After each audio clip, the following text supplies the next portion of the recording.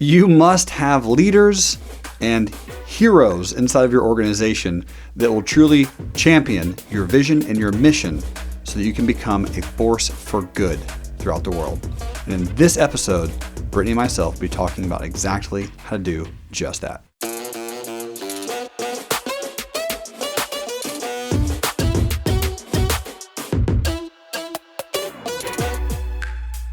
These dreams, these visions that we have, Britnie, they're going to require, and we know this, everyone knows this, they're going to require teams of people to help. Not only our teams, but if you as a business owner or an individual or an entrepreneur have this amazing vision and this incredible, compelling dream, you're going to need people to assist you. So how do we pour into those that are surrounding us to ensure that they are leaders and champions of our dreams? The best way to get your team to champion your ideas and visions, oh my gosh, this is going to break a lot of people's brains. I'm ready. Is for it to also be their ideas and visions. What? There it is. There it is. Yes. I don't want you to work for me for money. Ever. I want you to work with me because this is in alignment with everything that you want, or at least a huge stepping stone on the path to your thing. Not to become a competition, but every single aerial entity is a force for good company, which means that we make money while we make a difference. You know, we exist to elevate people and places, and each one has its own mission. And so my team, I want all to become wildly wealthy. And if they don't, really, shame on you, because you've got way too much access. And you can also ask me anything, like, it'd be insane if you didn't. Right. So I want you to become wildly wealthy to where you don't need a paycheck, but you continue to work with a company because it's what you want to do. You know, I say it all the time on my mission trips. I'm like sleeping in the dirt. You know, there's no food, getting eaten alive by mosquitoes, whatever the situation is. And it's like, you could never pay me to do the stuff that I do, but you'd never have to. Right. I want that to be the essence of everybody who works with me. And have I been told that's insane? Every single day. Right. You can't just, people just want normal jobs, Britnie. They're not trying to be you. You don't need to be me. Right. I carry way more stress than a normal human being should ever carry. But if you don't want to carry the same level of stress as like the forger, founder, person who goes to jail if it doesn't work sometimes, but you still want your life to make a difference and make an impact, find these force for good companies and work with them. And make sure that the leader also cares about you, but you care about them. So that's how I do it. How do you do it? In essence, you want to be able to see that person's gift and know what it is and pour into them to really, really let that gift and let that skill set shine. Doesn't matter what it is. And having and knowing this person is amazing at this one thing. Let's say they're a storyteller. Right? They can be in charge of your website copy. They can be in charge of your emails. They can be in charge of your social media. They can be in charge of the written word that goes out to your tribe and to your followers so that they can really read and be compelled by your vision and by your dreams and by what you're working on, because that person, they are phenomenal at that. They're incredible at creating a voice. Everyone knows like my written voice when they read it. They're like, yeah, Jerremy wrote that because I write like kind of like how I talk. But that's an example. Another example is, and another answer to your question is, understand how your employees and the people that you work with communicate. Really dig down and find out their personality profile, their personality trait, how they would love to be communicated with, because people have individual communication styles. Just like they have love languages. Right? Some people that you work with are going to require certain things of you that are just totally different than others. Some people are going to want different things of you than other individuals may or may not. And it's very important to understand what that is. For example, I have someone on my team who loves voice memos. Oh, they're the worst. And I have some people on my team who love phone calls. Some people on my team who only want text messages. And then you have some people who you don't need to hear anything from them unless something is up, something is wrong, and then they reach out to you.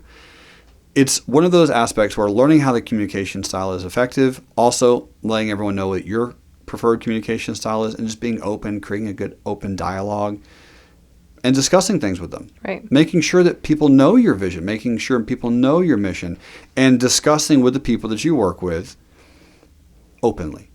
Number 3 would be, not only are you communicating with them and not only are you championing what they're phenomenal at, but you are also ensuring that they are in positions to make effective change. That they have the skills, they have the tools, and they have everything needed to be able to implement that. So having discussions on, do you have everything you need currently in your role and in your position to make this change? Do you feel comfortable? Do you feel excited? Do you feel wonderful having updated meetings, having situations and times and places where everyone's chatting, everyone's there, everyone is in unison, and everyone's focused? So good. Knowing where they're going and doing these exercises that we've talked about. Having your team go through the exact same things that we've done in these episodes, in these seasons of Broke to Woke. Making sure, do they have a eulogy? Looking at it, reading it. Right? If you're here and you have employees that help you fulfill your mission, you probably should read their eulogy so that you know how to pour into them and pour into their souls. That's so good. I think one of my biggest mistakes was hiring people that have incredible experience only. What do you mean? Great experience, no heart. Experience only. We've got a job description out there. They applied because they have relevant experience or they've been in this for 20 years. And the problem I found with people that are crazy experienced and they came to us just for the job versus applying our website because they were passionate about our heart is they a lot of times have that greed operating system. And this give operating system is a bit of a new way. And it is. So when people go to our website and they learn how their work can make a difference and what we really care about and our approach to whatever the business is, be it apartments, be it developments, be it media, be it recovery, when they see on our site that we think about things different and they apply there, and I make them answer this ridiculous questionnaire that just asks them all kind of heart-testing questions, they always say, oh my gosh, I've never even thought about those things for my own life, but I appreciate it. I'm a better person for having filled out the application to work for you, which is so cool because I make them go through a bit of what we've been talking about. So it's just really an interesting experience. So don't just hire on experience to fill the gap, especially if you're in an emergency, you're scaling quickly, and you just need help, get someone in. All right, that's a good point. They've Very good got point. to be aligned. And so one of the best ways that you can know if they're aligned is to create core values. Now, these core values are not necessarily something you advertise.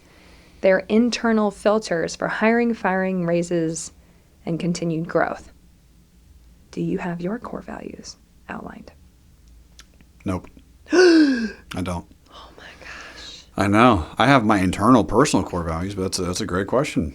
For my business, I don't. I have my mission statement. So I'm assuming with the look on your face that you have right now, you're going to give me some of these core values. I'm going to write them down and then apply them to my businesses, is what you're saying. Well, each company's different. That's a good point. But I can share ours and it'll start triggering some things in your mind because Aerial Recovery Group specifically is not going to be the same as a training company that is the most incredible in the world. So for us, we actually are a for-profit. We have a nonprofit. We do all kind of incredible missions we're making a difference. We're changing the world. So this specific company under the Aerial brand exists to save lives, maximize support, eliminate confusion, and accelerate recovery. The whole purpose is, again, nation developing, getting countries back on their feet.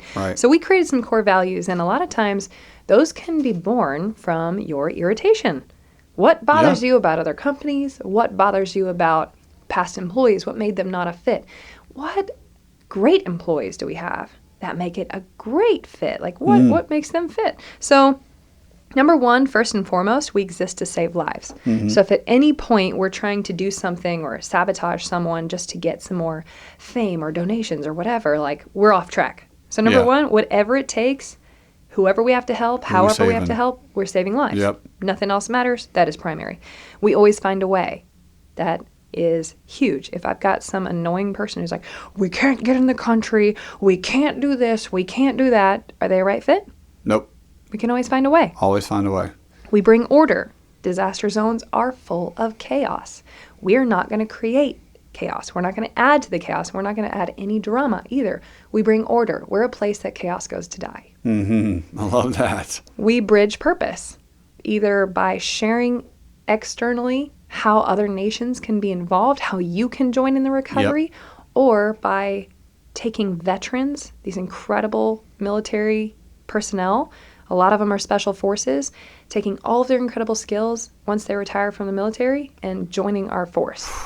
So it's been the most amazing PTSD therapy for all these girls and guys that have been through so much to be able to repurpose themselves to now be helping in such an amazing way in similar environment. And have a true dedicated focus. Yep. Yeah, have a mission, so to speak. I mean, they don't have missions anymore. Right.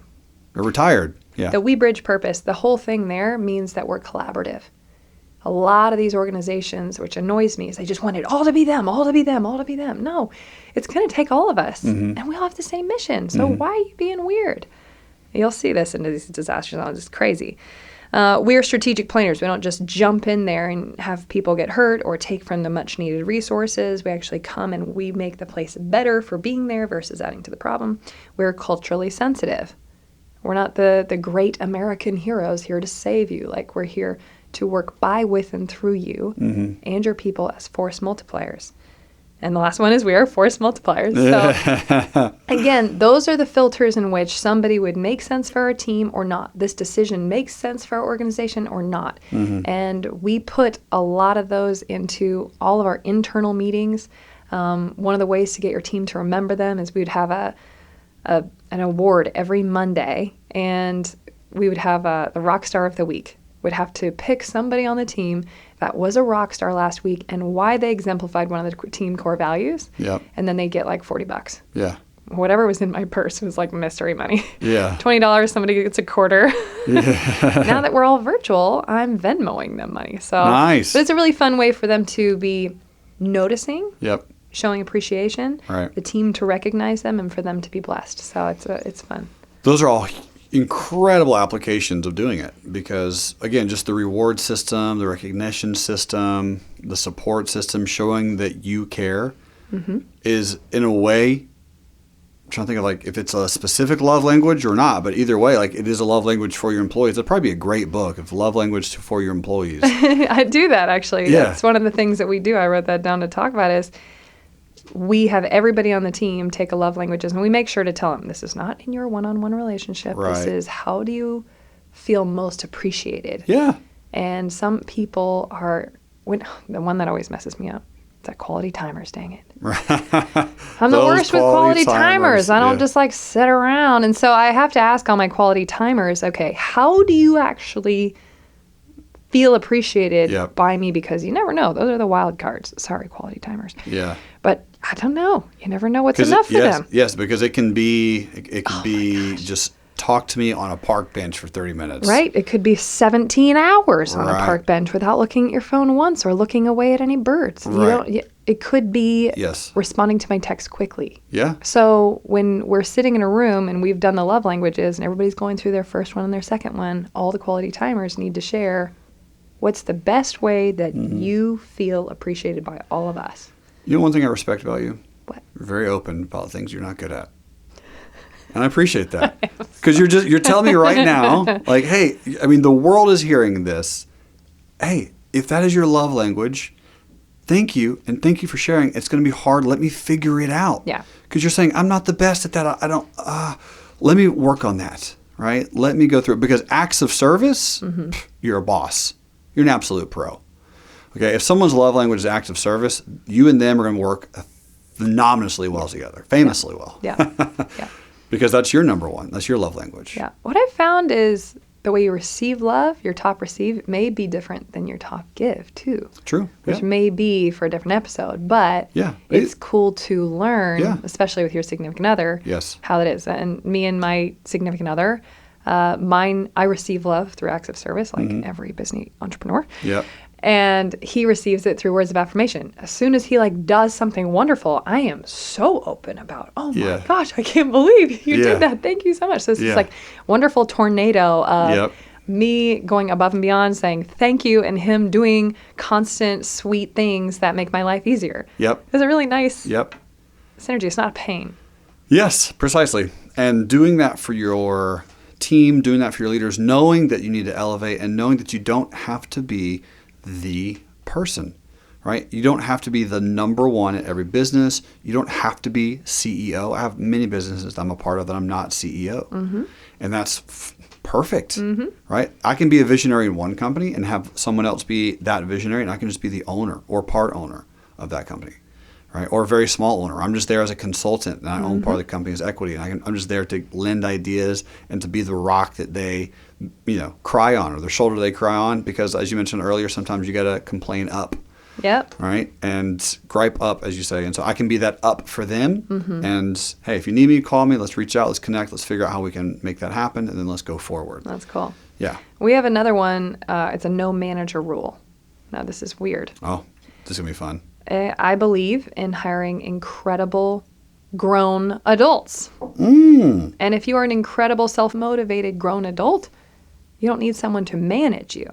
Now, we have leaders and directors of things coming up with strategy and passing that strategy along. But if you ever have to be micromanaged, this is not the organization for you. Right. We are hyper growth. We need you to constantly be thinking through front ways to create value and add to the vision and grow it. Your thing is, and your thing is your thing. You can work together and collaborate, but to be managed and checked on? Right. No.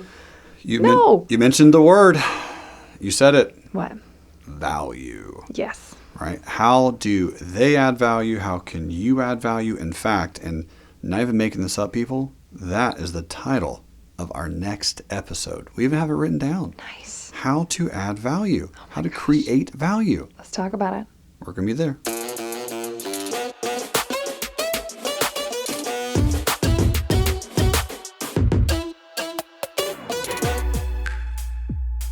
If you like that episode, and honestly, you want to come hang out with Britnie and myself and our team, our tribe of influencers, go to broketowoke.com, and you'll notice there's a location where you can go to find out information on summits, where you can go, how long, which ones, what type of influence you can create there, the people that you can meet, and the world-changing application on how you can go from broke to woke. So obviously, broketowoke.com, click on it, and we'll see you there in person at the summits.